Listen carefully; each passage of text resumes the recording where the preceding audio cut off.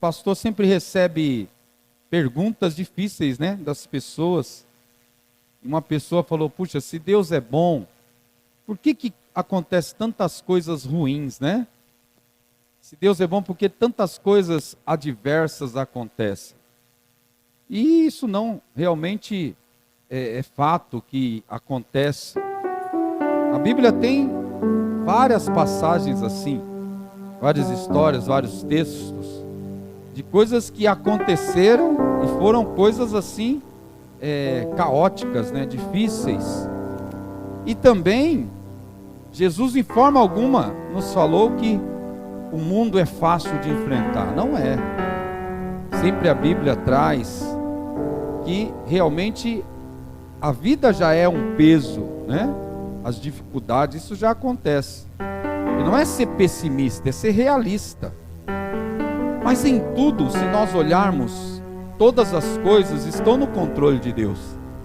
E tudo há um propósito. E aí eu fiquei com esse tema na cabeça. É difícil, né? Se Deus é bom, por que coisas ruins acontecem? Eu li vários textos, mas tem um que é crucial, e eu acho que mostra começo, meio e fim. Ou para quem serve a Deus não há fim, porque é eternidade, mas que mostra percursos difíceis, mas sempre com base em um propósito.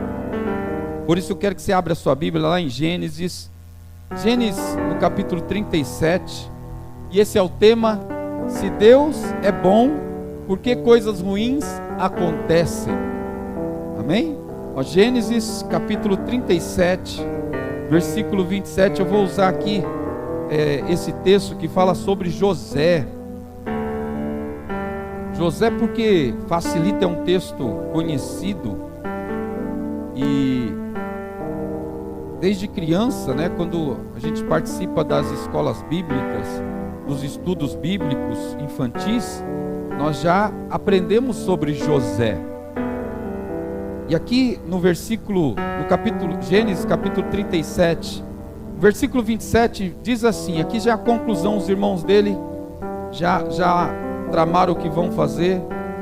Em Gênesis capítulo 37, versículo 27 diz: vamos vendê-lo aos ismaelitas, não tocaremos nele, afinal é nosso irmão, é nosso próprio sangue.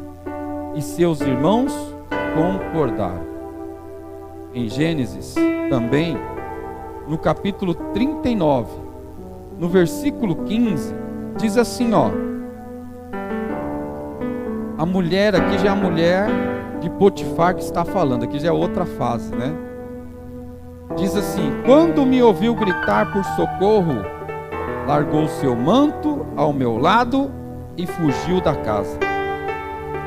Ela conservou o manto consigo até que o seu senhor José chegasse a casa. Então repetiu a história: aquele escravo hebreu que você nos trouxe aproximou-se de mim para me insultar, mas quando gritei por socorro, ele largou o seu manto ao meu lado e fugiu. Quando o seu senhor ouviu o que a sua mulher lhe disse, foi assim que o seu escravo me tratou. Ficou indignado, mandou buscar José e lançou-o na prisão em que era posto os prisioneiros do rei. José ficou na prisão. Olha lá, a vida de José é uma vida que retrata uma família já difícil, uma família numerosa e muito dividida. Não é à toa que chegam a essa consequência do irmão mais novo, que é o amado pelo pai. Isso não há dúvida, e o pai, ele declara isso, é o filho amado, né? E aí José começa a ter sonhos, e os sonhos são bem sonhos que insultam os irmãos, sonhos em que ele é algo, um feixe, e os feixes dos irmãos se curvam sobre ele, sempre imagens e sonhos que ele era o centro de todas as coisas. Só que isso incita algo tão ruim nos irmãos, porque os irmãos, eles intentam e vão se alimentando desse ódio, dessa inveja, dessa vingança, até propor tirar a vida do próprio irmão. No dia em que José vai lá ajudá-los, eles propõem tirar a vida do próprio José. Só que aí tem uma ideia que parece ser extraordinária. Ele fala: olha, ao invés de matá-lo, vamos vender, já vamos lucrar um pouquinho aqui. E eles realmente fazem isso, trocam José por prata. E aí é onde eu quero, nessa manhã, meditar nisso. A nossa vida acontecem coisas que julgamos injustas. E falamos: se Deus é bom, por que está acontecendo isso comigo? Por que tem pessoas que me perseguem? Por que acontecem injustiças? Até mesmo quando você está com a verdade, pessoas intentam contra você. Isso realmente acontece. Mas o olhar não pode ser para encontrar o responsável, os culpados. Porque é muito fácil, se nós fizermos isso, nós culparmos a Deus. Porque vem aquela consciência: se Deus está no controle de tudo, e Deus permitiu acontecer isso, e aí nos revoltaremos com Deus. Tem até uma música de um rap que fala que até a pessoa que cria em Deus se revoltou com Ele, depois de acontecer uma mazela na família. Mas nós temos que olhar e entender que na nossa limitação, nós não sabemos o que vai acontecer amanhã. Nós temos que viver sem buscar culpados, mas entender que tudo existe um propósito. Sabe que no dia em que José foi vendido, primeiro ele é lançado na cisterna. É uma cisterna que não tem água, está seca, vazia. E os irmãos intentam: o que nós vamos fazer? Nós vamos matá-lo? Vamos falar para o pai que aconteceu um acidente? O que nós vamos fazer? E aí não é por acaso. Olha o que acontece. Aparece algo parece que já ajuda eles decidirem. Porque vem os mercadores, eles vêm comprando escravos, comprando de tudo, eles passam naquele local que eles estão. E quando ele olha e fala: opa, agora eu tive uma ideia boa. Ao invés de matá-lo, vamos vendê-lo. Vai ser levado e está tudo certo. Na hora, no exato momento. Não foi à toa aqueles mercadores passarem lá. Não foi à toa aquele sentimento dos irmãos de jogá-lo na cisterna e para vendê-lo ou para matá-lo. Mas você sabe que se você olhar de outra forma, ali era realmente o propósito da vida de José mudando. Com certeza ele não tinha pensamento, e nem a família, ninguém tinha pensamento de ir para o Egito. Mas naquele dia, naquele momento, foi incluso na vida de José a ida para o Egito. E aí os mercadores chegam e aceitam, porque é um jovem bonito, forte, belo. E logo eles pensam: nós vamos ganhar um bom dinheiro com esse jovem, porque será fácil vendê-lo. E eles aceitam a negociação. A Bíblia não traz, mas é certo que nem precisou negociar muito, porque para os irmãos era melhor, não precisava matá-lo. Ia levar aquele jovem sonhador, que fala que é o queridinho do papai, que fala em que todos vão se curvar diante deles. E para os mercadores era um jovem belo, que valeria uma boa grana. Talvez eles pagaram com prata, talvez daria para trocar por ouro. E é o que eles fazem. E ali naquele dia foi incluído no plano da vida de José a ida para o Egito. E nós ficamos falando: olha, se Deus é tão bom, por que acontecem coisas ruins? Talvez tenha coisas que não temos colocado no plano das nossas vidas. E Deus fala que tem que incluir. Mas como incluir se eu nem sei o que vai acontecer amanhã? Existem propósitos, e nós temos que ficar debaixo da vontade de Deus. Deixar Deus conduzir. Tudo isso que estava acontecendo, Deus estava olhando, e Deus estava conduzindo. Era um plano maior lá na frente, que ninguém sabia, nem imaginava, mas agora foi incluso na vida de José, a ida para o Egito. E nós temos que entender, que as nossas decisões, elas precisam ser sempre fundamentadas na vontade de Deus. Tudo na vida há consequência. Você já ouviu falar nisso? Que existe a causa e a consequência. Tantas coisas que nós temos atitudes, realizamos, e nos remetem a situações desfavoráveis. Os irmãos de José, eles sabiam da atitude. A maldade era tanta que eles tramaram: vamos pegar a túnica do nosso irmão, e para justificar para o pai, o que nós vamos falar? Pai, olha, o nosso irmão José foi estraçalhado no deserto, foi morto pelas feras, e eles sujaram a túnica, a roupa de José de sangue, e leva para o pai. Você já imaginou a maldade? Aí o pai passa a chorar, lamentar a perda do filho amado, mas os irmãos sabem que ele está vivo, não morreu. São causas e consequências tão danosas. As nossas decisões precipitadas, as nossas decisões equivocadas, as nossas decisões fundamentadas no momento de raiva, de ódio, como esses irmãos, de inveja. Uma decisão até irracional, mas fundamentada em algo realmente danoso. E muitas vezes nós agimos com falta de planejamento, nós agimos por impulsos, e queremos que o resultado seja bom, e se der errado nós vamos falar: mas espera aí, sempre eu ouço falar que esse Deus é bom, por que está acontecendo coisas ruins comigo? Aleluia! Por que se Deus é tão bom, por que a minha vida tem acontecido coisas assim? Quando nós lemos a Bíblia Sagrada, nós vemos que existem situações que tomamos decisões que nos levam ao buraco, e Deus nos livra. Tem vários exemplos assim, mas também existem exemplos que tomamos decisões equivocadas, e Deus permite que nós vamos até o fim, para que Ele possa nos ensinar.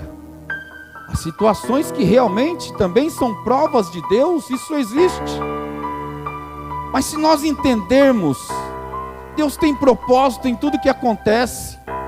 Não adianta ter uma vida buscando culpar a B, é minha família que me abandonou, olha, é lá no meu trabalho que alguém me persegue, é meus amigos que me abandonaram. Nós buscamos uma vida sempre buscando aquele que é culpado, e na maioria das vezes cai em Deus. É Deus que não está me ajudando, me livrando, é Deus que não está agindo, ou eu acho que Deus nem existe, porque nós buscamos culpado. Mas tem coisas que Deus permite, talvez para nos tornarmos pessoas melhores. É a provação de Jó.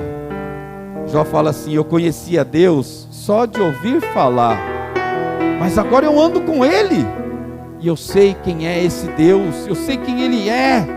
E Jó se torna uma pessoa melhor, sim, porque andar com Deus é nos tornarmos melhor. Aleluia!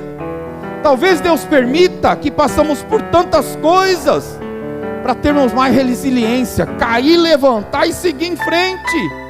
Aleluia! Sabe o que eu vejo no texto aqui em José?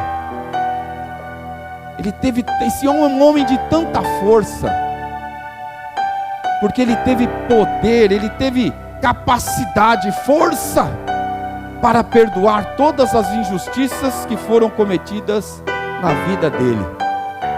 Há tantas pessoas que vivem só em função de buscar vingança, de buscar ódio, pessoas que gastam dinheiro, gastam tempo para se vingar de alguém, Mas talvez Deus permita passarmos por tantas coisas, para nós canalizarmos nossa força não para a vingança, para o ódio, mas para ter força para perdoar aqueles que verdadeiramente têm sido injustos conosco. Olha, ele vai para a cisterna, talvez nem entenda o que está acontecendo. Eu acho que meus irmãos estão brincando comigo, que me jogaram aqui, e logo passam os mercadores, e ele percebe que não é brincadeira, porque os irmãos negociam, e agora ele é levado para ser vendido, e logo ele chega lá no Egito, é vendido para Potifar. É um jovem que é pronto para o trabalho, e ele compra aquele jovem como escravo, e por ser tão jovem, tão belo, ele o coloca para trabalhar na casa dele. E a Bíblia diz que aonde José estava, Deus o abençoava, não mudava a condição. Se Deus é tão bom, por que acontecem coisas ruins conosco? Se Deus é tão bom, por que José foi para a cisterna? Se Deus é tão bom, por que José foi vendido como escravo? Mas agora ele está na casa de Potifar, e aí Potifar vê que aquele menino é diferente. Tudo que ele faz é abençoado. Ele é uma pessoa honesta, ele é trabalhador, ele não é um emburrado, injustiçado. Os meus irmãos me venderam, olha aqui, o meu Deus me abandonou, minha família me abandonou. Não esqueça que agora ele está numa cultura diferente, ele está num lugar diferente, não tem família, é um escravo, mas em tudo que ele faz e é abençoado por Deus. Não muda a condição. Se Deus é tão bom, por que coisas ruins acontecem?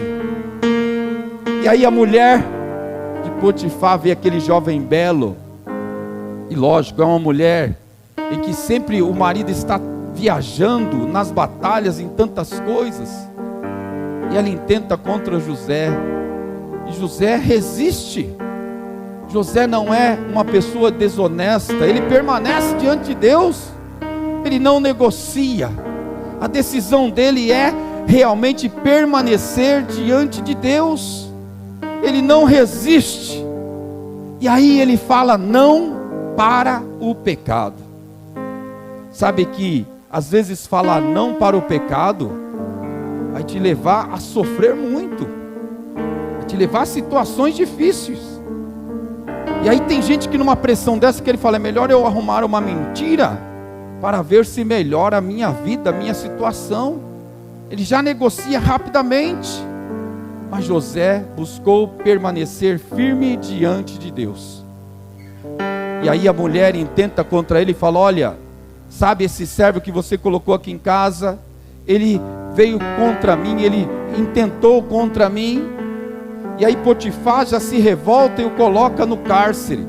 Aí fala, não, agora não, peraí, eu acho que eu sou o mais azarado de todos, os meus irmãos me vendem, eu nem toquei nessa mulher, agora ela fala que eu fui contra ela e vou preso, e agora ele está no cárcere. Se Deus é tão bom, por que acontecem coisas difíceis? Você já teve isso na sua cabeça? Se Deus é tão bom, por que aconteceu isso comigo? Por que eu estou passando por essa? Se Deus é tão bom, por que eu choro tanto? Por que não dá certo? Por que eu não consigo avançar? Por quê? Porque são tantos os porquês. Mas sabe que isso também não mudou a atitude de José, que mesmo no cárcere era um homem abençoado, tão abençoado, que o carcereiro falou, meu, você me ajuda aí? Você me ajuda a cuidar dos outros presos, liderar? Você fica com a chave da cadeia aí? Você fica? José foi líder no cárcere, porque era uma pessoa tão justa, abençoada, e Deus estava com ele. Você percebe que não há situação, que quem serve a Deus, não há situação que o leva a negociar Deus, não há. Pode ir às últimas consequências, a dor pode ser tão profunda, mas jamais negocia, aleluia, servir a Deus, estar diante de Deus. Olha que José podia negociar, sabe por quê? Porque no Egito tem vários deuses, no Egito são vários banquetes, no Egito tem tantas facilidades para ele realmente se corromper e abandonar Deus, mas diz a palavra que ele permaneceu diante de Deus, aleluia. Se Deus é tão bom, porque coisas ruins acontecem, aleluia. Lá em Romanos capítulo 8, e esse eu quero que você lê comigo aí, Romanos capítulo 8, no versículo 28, olha lá o que diz, aí é para quem crê, viu? Precisa crer. Romanos capítulo 8, no versículo 28, diz assim: sabemos que Deus age em todas as coisas para o bem daqueles que o amam. Só que aí fala assim, então tudo que eu fizer tem que dar certo. Tudo que você fizer, olha a parte B do versículo, diz assim, ó: dos que foram chamados de acordo com o seu, o propósito é de Deus, não é meu, não é o meu propósito. O propósito humano nosso é tendenciar ao pecado. O nosso propósito é caminhar por caminhos mais fáceis, simples. Talvez José podia falar, ô Senhor, podia ter mandado até um jumentinho para eu ir até o Egito, viajando, mas como escravo, com as amarras, com as correntes. Escravo não vai sentar no animal para andar não, ele vai caminhando, com os pés todos já cheio de bolhas daquele deserto, chegar lá cansado, exausto e ser vendido. E aí quando as coisas parecem que melhoraram, que ele está na casa de Potifar, agora vem essa, a mulher, ela inventa uma situação, e agora ele vai para o cárcere. Voltam as amarras, as correntes, volta tudo aquilo, aquela prisão, mas mesmo lá ele permanece diante de Deus, e é tudo segundo o propósito de Deus, porque como escravo ele continuava sendo um escravo, mas um homem de Deus. Olha, como o chefe da casa de Potifar, ele continuava um homem de Deus. Lá no cárcere era um preso, mas era um preso e um homem de Deus. Essa condição não mudava, o lugar mudava, as coisas mudavam, as injustiças aconteciam, as coisas danosas vinham sobre ele, mas a condição de ser de Deus, isso não mudava, aleluia. 21 anos, meu Deus, misericórdia, 21 anos de total sofrimento, mas na verdade, ele estava sendo preparado para salvar uma nação, para salvar uma geração inteira. 21 anos de sofrimento, mas estava debaixo do propósito de Deus, aleluia. Sabe que essa palavra não é uma palavra tão atrativa, porque ela bate conosco, e eu também falo, meu Deus, tu és tão bom, por que acontece tantas coisas? Por que eu planejei algo e não deu certo? Por que eu ouço coisas que magoam também? Todos nós somos assim. Por que acontece isso?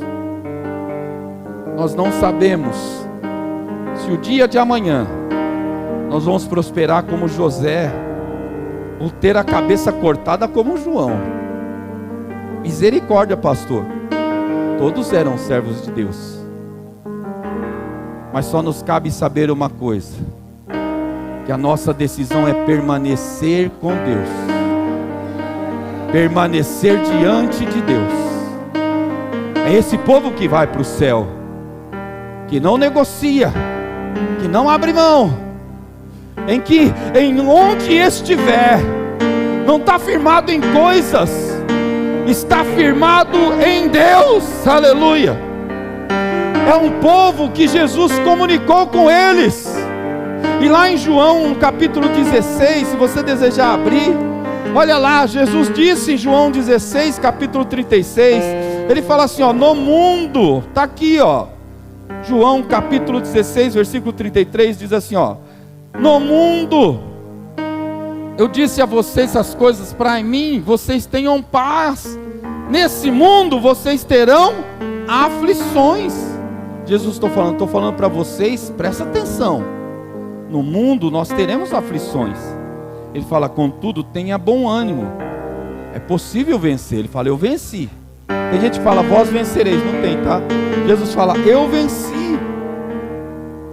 Então é para permanecer até o fim. Aleluias.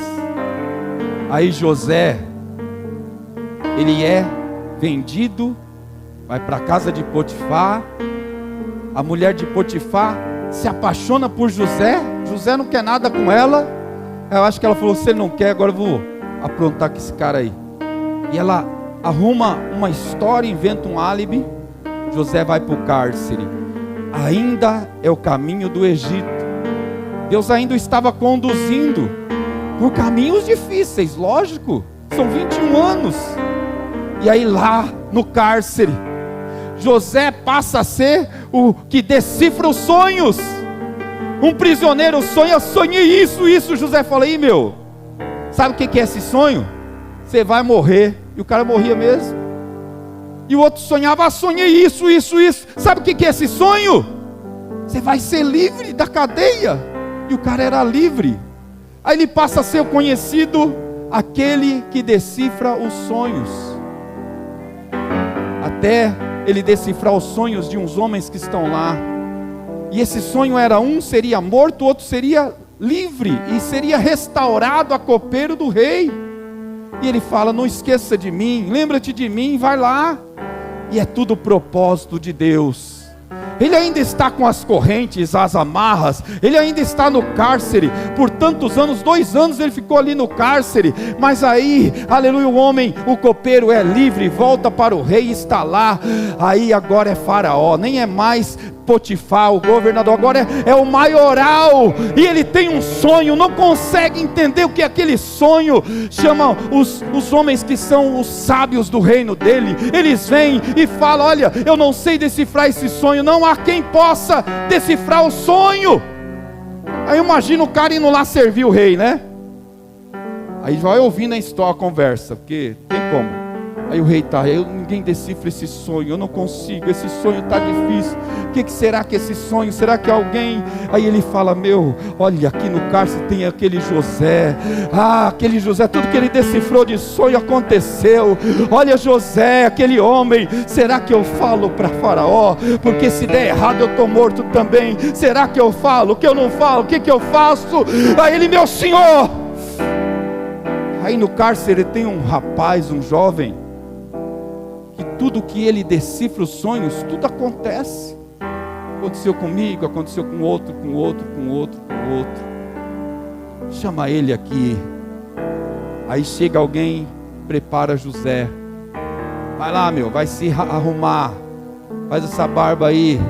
Tira as marcas aí das correntes. Tira essa roupa de prisioneiro aí. Se prepara para falar com o homem lá. E ele se prepara e vai.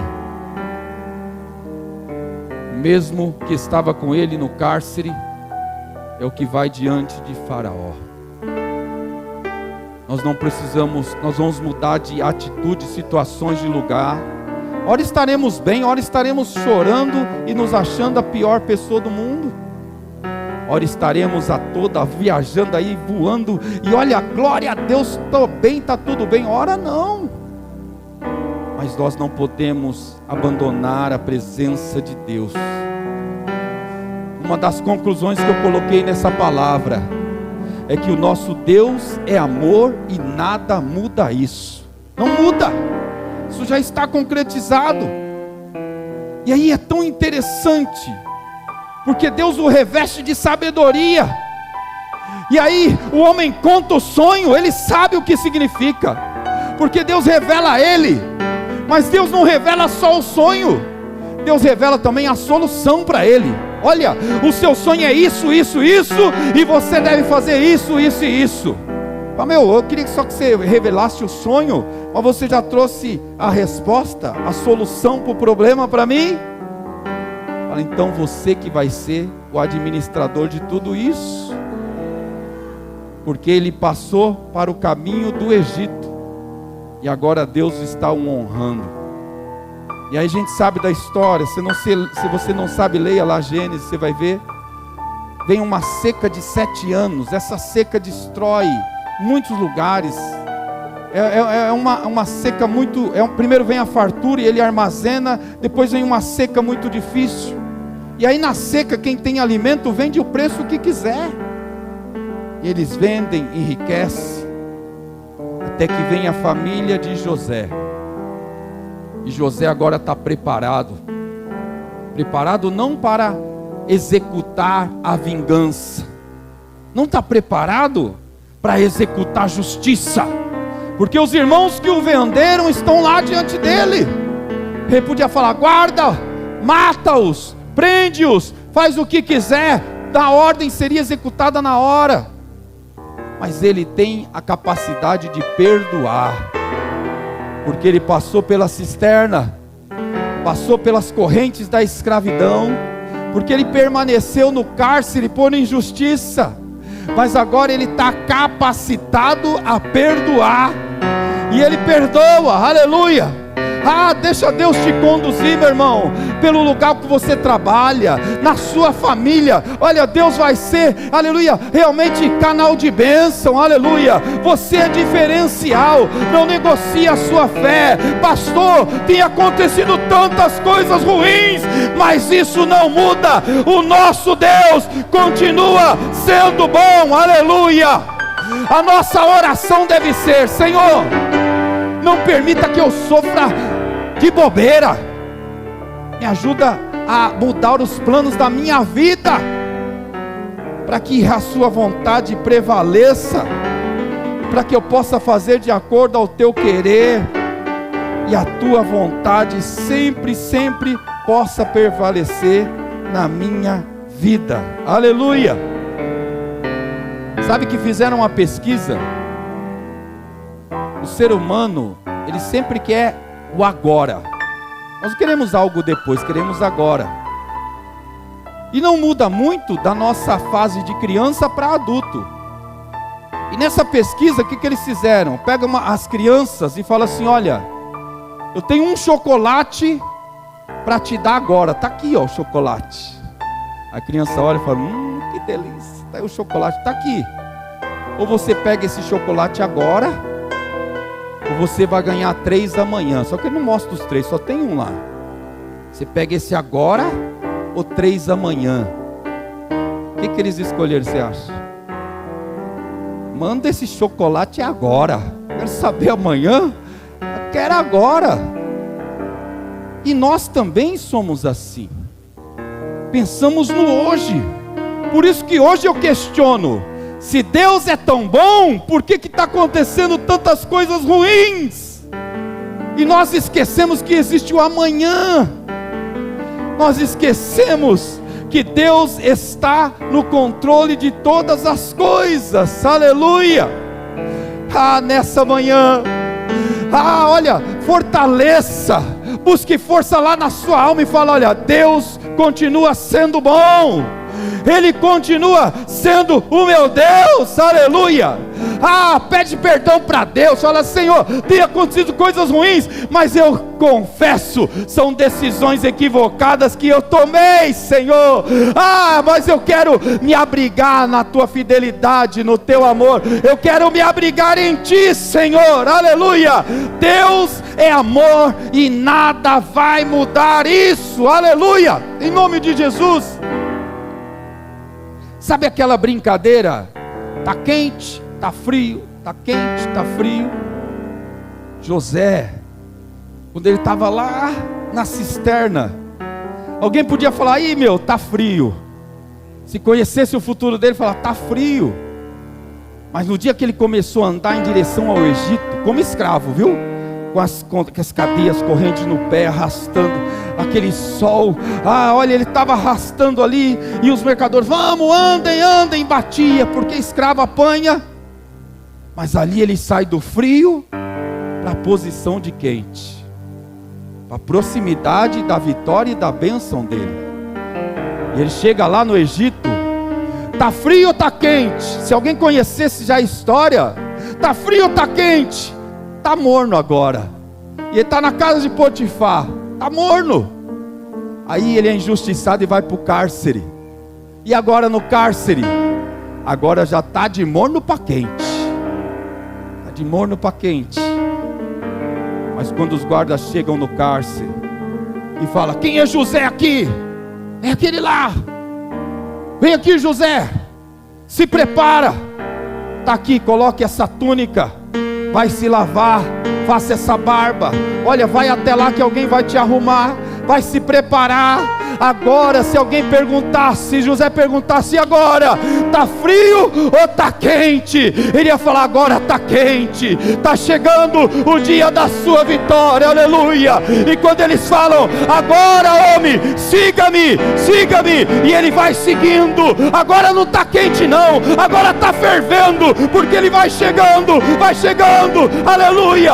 Ouve o sonho, decifra o sonho, aleluia. Olha, Faraó não é bobo e fala assim: olha, então você vai ser o líder, você vai liderar tudo isso, vai dar certo, vai, então você vai liderar, porque se Deus te deu de revelar o sonho, e já te deu a estratégia para a vitória, então é nesse Deus que nós vamos confiar. Toma o anel, põe nas mãos, e agora tem mais, vamos até, aleluia, ao povo, nós vamos falar com o povo agora, vamos lá. E eles vão até o povo, e ele fala: olha, aqui no Egito não há maioral, acima de mim não há maioral, José, eu e José. Ele fala: só José, acima de José, só eu e mais ninguém. Acima de José, é José que manda, é José que agora dá todas as ordens, porque é plano de Deus. E o Espírito Santo pergunta para você nessa manhã: o que você acha? Está frio ou está quente? Passando pela luta? Está chegando a vitória? Deus está te conduzindo? Porque aí sim, aí quando chega a vitória, aí a gente olha lá atrás e fala: como Deus é bom, olha, Deus me guardou, Deus fez isso, Deus fez aquilo, tudo deu certo. Aí a gente glorifica a Deus, porque lógico, aí é mais fácil.